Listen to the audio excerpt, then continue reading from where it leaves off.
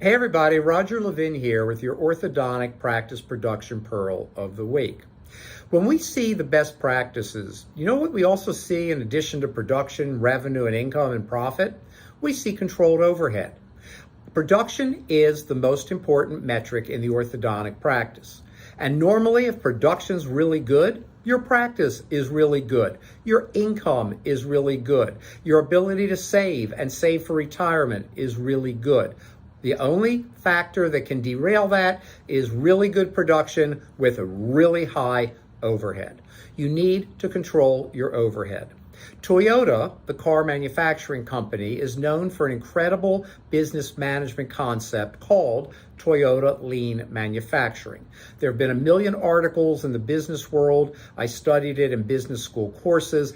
Lean manufacturing doesn't mean you're the cheapest person on the planet. It means you spend what you need to spend to create a good business, but you watch it from there.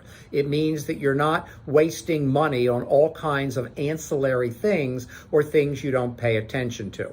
And when I meet orthodontists whose overhead's out of control, my first advice is you've got to start paying attention.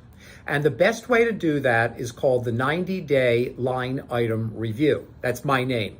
It's a name I made up, so you may not have heard it before. The 90-day line item review. Every 90 days, a doctor should sit down and look at all of the expenses of the last 30 days. Every single one. Can't take you more than 30 minutes. Look at them with your financial coordinator and ask questions. Well, what is this? Are we still using that subscription? Do we need this or not? Now, there are many other ways to lower overhead. I'll touch on a few, just name them for you at the end of this training pearl. But in reality, if you just look at every line item every 90 days and ask the dumb questions. I love dumb questions because dumb questions lead to good questions. So you've heard it said there are no dumb questions. There are, but dumb questions can lead to really good questions. So go through, look at every line item and ask those dumb questions or good questions, doesn't matter.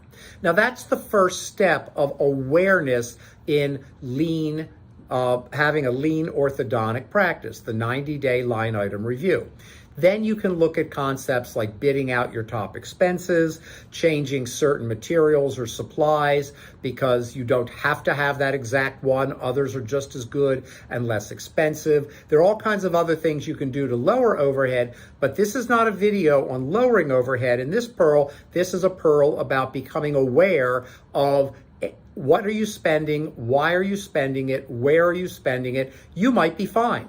And by the way, even if you're at 49%, which is the overhead we recommend for orthodontists, you still should do this. We have a client who just went from 49% to 45%. Well, that's a 4% savings. That's $4,000 on every $100,000 of production.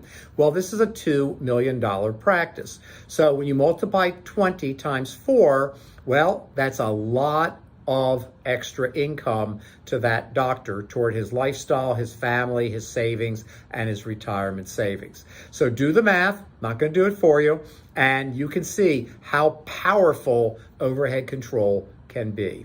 As always, I wish you increased practice production and referrals every year.